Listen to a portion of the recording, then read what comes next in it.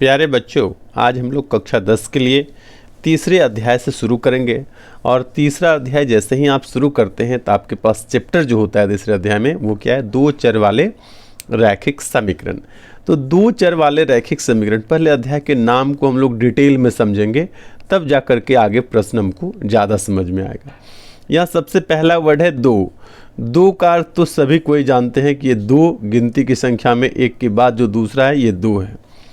अच्छा, दूसरा वर्ड है यहाँ पर क्या, चर है। ठीक है, दूसरा वर्ड है चर। चर को अंग्रेजी में क्या बोलते हैं, वेरिएबल बोलते हैं। क्या बोलते हैं, वेरिएबल, वेरिएबल। ठीक है। अच्छा, वेरिएबल का मीनिंग जो होता है ना हिंदी में, शुद्ध मीनिंग इसका होता है परिवर्तनीय। परिवर्तनीय, परिवर्तनीय का मतलब और भी जानना चाहें तो इसको बोलते हैं अस्थिर। क्या बोलेंगे, अस्थिर। अस्थिर का मतलब और भी यदि जानना चाहें तो अनिश्चित इसको बोल सकते हैं, जो निश्चित नहीं है, अनिश्चित। ठीक है, यानी और भी जानना चाहें तो इसको बोलें बदलने वाला, जो मान आपका क्या हो जाता है, बार बार बदल जाता है, बदलने वाला। अपनी भाषा में यदि इसको बोलना चाहें तो बदलने वाला। इस प्रकार से, जैसे उदाहरण के तौर पर यहाँ मैं आपको बताने का कोशिश कर रहा हूँ कि जैसे किसी चीज़ को आप ए मान लेते हैं, बी मान लेते हैं, एक्स मान लेते हैं, वाई मान लेते हैं, यू मान लेते हैं, भी मान लेते हैं, आर मान लेते हैं, एस मान लेते हैं। कुछ भी जब मान लेते हैं ना तो ये माना हुआ जो राशि होता है आपका वो चर होता है। इसी को वेरिएबल कहते हैं, यानी परिवर्तनीय।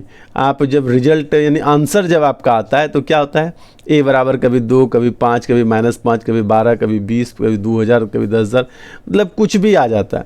तो ये वेरिएबल है, कुछ भी मान आ जाएगा, ये माना हुआ राशि हम लोग लेते हैं, इसी को बोलते हैं चर, इसी को बोलते हैं वेरिएबल। ठीक है। अच्छा, इसके अपोजिट में एक अचर होता है। नहीं, अचर को भी समझ लेते हैं, लगे हाथ यहाँ भी। इसको होते हैं, इसको बोलते हैं स्टेबल। अंग्रेजी में क्या बोलते हैं, स्टेबल, स्थिर जिसको बोलते हैं। स्टील भी अंग्रेजी इसका होता है। इसको क्या बोलेंगे, अपरिवर्तनीय, अपरिवर्तनीय। या फिर इसको और दूसरा क्या बोलेंगे, स्थिर। ठीक है, स्थिर, स्थिर, स्टेबल। ठीक ना। और इसमें बोलेंगे, और भी बोलेंगे तो निश्चित, मतलब जो निश्चित है। ठीक ना, नहीं बदलने वाला। इसमें इस तरह से लिखेंगे तो क्या लिखेंगे, नहीं बदलने वाला। क्या लिखेंगे, नहीं बदलने वाला, नहीं बदलने वाला। उदाहरण के तौर पर यदि इसको बोलना चाहे तो आप क्या करेंगे, जैसे दो है तो दो है, तो दो है, वो आज भी दो है, कल भी दो है, सब दिन दो ही रहेगा। यानी उसका वैल्यू ना तो कभी बढ़ेगा ना भी कभी घटेगा। 4, 6, 8, 10 सब में इन्हें कुछ भी -5, -200, जो इच्छा हो आप, कोई भी जो डिजिट है आपका वो स्टेबल है, स्थिर है, अचर है। ठीक है। अच्छा, दो चर तो हो गया। रैखिक, अब हम लीनियर समझते हैं कि क्या होता है लीनियर। रैखिक का मतलब क्या हुआ, अंग्रेजी में बोलते हैं इसको रैखिक को लीनियर। रैखिक को अंग्रेजी में बोलेंगे LINEAR, लीनियर। अच्छा, लीनियर को, लीनियर का डिफिनेशन क्या होगा, तो वेरिएबल की हाईएस्ट पावर जो होगा वो 1 होना चाहिए। दो वेरिएबल हम लोग यहाँ पर क्या, दो चर है, तो चर का मान जब वेरिएबल्स के हाईएस्ट पावर कितने होने लगे, अधिकतम 1 होने लगे, तो उसको क्या बोलते हैं, रैखिक बोलते हैं। इसका यदि शुद्ध परिभाषा लिखने की कोशिश करें तो मैं यहाँ पर लिख देता हूँ कि दो चरों के बीच, दो चरों के बीच एक समीकरण,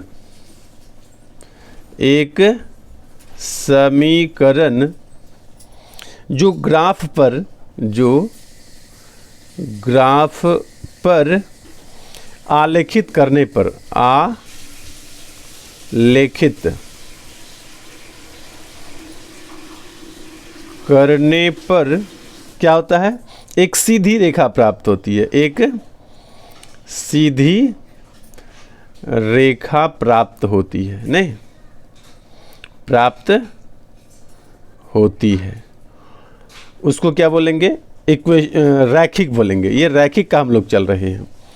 यानी an equation between two variables that gives a straight line when plotted on a graph. जब इसको ग्राफ पर आप खींचेंगे तो ये क्या होगा, एक सीधी रेखा प्राप्त होती है, उसी को रैखिक बोलते हैं। अच्छा, इसमें एक और बात जो निकल कर सामने आती है वो ये कि वेरिएबल की जो हाईएस्ट पावर होगा ना, HIGHEST, हाईएस्ट पावर जो होगा वो कितना होगा, वो 1 होगा। हाईएस्ट पावर कितना होगा, 1 होगा। ये आपका, इसी को रैखिक बोलते हैं। अच्छा, रैखिक के बाद क्या लिखा हुआ है, समीकरण लिखा हुआ है। नहीं तो हम लोग सब एक एक बात को समझ लेते हैं कि क्या होता है, समीकरण क्या होता है। हालांकि आप लोगों ने इसको 9th क्लास में भी पढ़ा है, लेकिन आइए यहाँ पर फिर से एक बार समझ लेते हैं। समीकरण को अंग्रेजी में बोलते हैं इक्वेशन, EQUATION, इक्वेशन।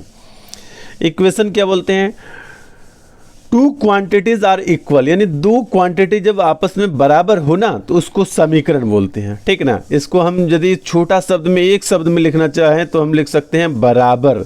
इसी को बोल सकते हैं समानता, समानता, बराबर यानी समानता।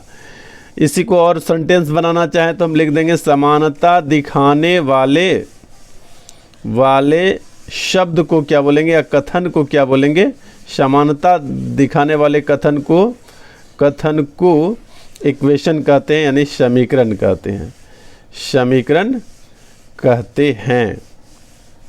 कोई दिक्कत नहीं। अच्छा, समीकरण में एक और बात यदि आप लिखना चाहें तो इसमें लिख सकते हैं कि इसमें एक या एक से अधिक, या एक से अधिक, एक या एक से अधिक चर तथा अचर, चर तथा अचर, चर तथा अचर राशियां होती है। किसी समीकरण में एक या एक से अधिक चर तथा अचर राशियां होती है। अच्छा, इसके लिए मैंने एग्जाम्पल यहाँ पर आपको नहीं बताया। एग्जाम्पल पर आप लिख सकते हैं, रैखिक में 2x + 3y और +5 भी लिख दीजिए बराबर 0। ये होगी आपका रैखिक, ये लीनियर इसको बोलते हैं। समीकरण में क्या हुआ, समीकरण में आप एग्जाम्पल ले सकते हैं, यहाँ पर आप अपने मन से कुछ भी ले लीजिए। 2x + 5 बराबर 11 लिख सकते हैं। अब x की जगह कुछ रख कर 11 पूरा कर सकते हैं। 5 6 11, तो x बराबर जब आप 3 रख देंगे तो ये 11 पूरा हो जाएगा। यानी जब आप बराबर का चिन्ह यूज करने लगते हैं तो इसको क्या बोलते हैं, समीकरण बोलते हैं। रैखिक में क्या होता है कि इस पर हाईएस्ट पावर आपका कितना है, 1 है, इस पर हाईएस्ट पावर कितना है, 1 है, तो इसको बोलेंगे रैखिक। दो चरों के बीच एक समीकरण ग्राफ है। अच्छा, इसका ग्राफ यदि बनाएंगे ये क्या होगा, एक सीधी रेखा प्राप्त होगी, ठीक है, इसी को रैखिक बोलते हैं। तो इस प्रकार से चैप्टर का जो हेडिंग था आपका, दो चर वाले रैखिक समीकरण। युग्म, युग्म का मतलब होता है जोड़ा। युग्म का हिंदी क्या होता है, युग्म का मतलब हो गया जोड़ा, दो की संख्या में कहने का मतलब, ठीक है। इसको अंग्रेजी में लिखते हैं पेयर। वीडियो बहुत बड़ा नहीं हो जाए इसलिए मैं छोटे छोटे वीडियो को बनाता हूं। यहाँ पर मैंने तीसरे अध्याय से रिलेटेड जो हेडिंग था, दो चर वाले रैखिक समीकरण, इसको आपको विस्तार पूर्वक बताया है। अगले वीडियो में मैं आपको बताऊंगा एक एक करके सभी चैप्टर का सभी प्रश्नों को हल करके, और जितना भी प्रश्न को मैं आपको सॉल्व करवाऊंगा, सब के सब प्रश्न बहुत सरलता पूर्वक हल करता हूं। एक एक बात को सरलता पूर्वक बताने की कोशिश करता हूं। आप नियमित रूप से, निश्चित रूप से हमेशा मैथ्स मंत्रा के साथ बने रहिए। आपको किसी भी प्रकार की समस्या हो, आप हमें कमेंट सेक्शन में जाके कमेंट कीजिए। मैं आपके कमेंट का रिप्लाई, प्रत्युत्तर दिया करूंगा, और आप जिस समस्या को, जिस प्रॉब्लम को, जिस क्वेश्चन को आप हमसे पूछेंगे कमेंट में, मैं उसका जवाब कोशिश करूंगा।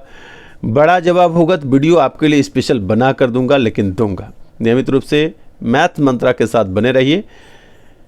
नेक्स्ट वीडियो में हम लोग देखेंगे अध्याय 3 यानी प्रश्नावली 3.1 के सभी प्रश्न को एक एक करके। धन्यवाद।